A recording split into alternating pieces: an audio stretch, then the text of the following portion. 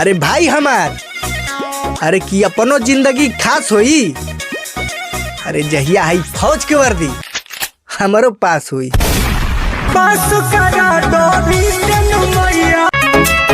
कि बेटा हमारा गुरूर बे बात की, काहे से कि हम छोरा हैं यादव जात की।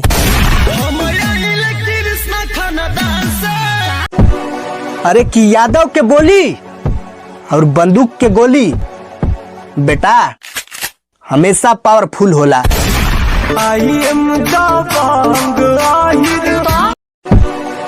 कि यादव के प्यार और यादव जैसन यार हर कोई के ना नसीब होला।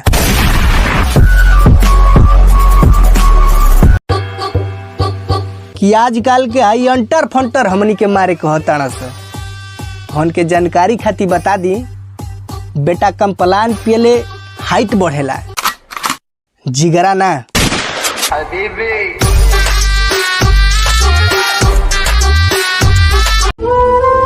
कि जब तक जिंदगी रही हम तोर हमेशा साथ निभाई भाई। अगर कभी तो के भूल गई नी तो समझ ली कि माल पटा ले बानी।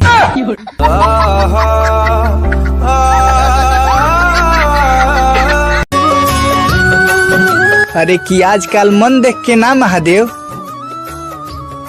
मकान देख के मेहमान आवेलन। मन सपना के महल बनावे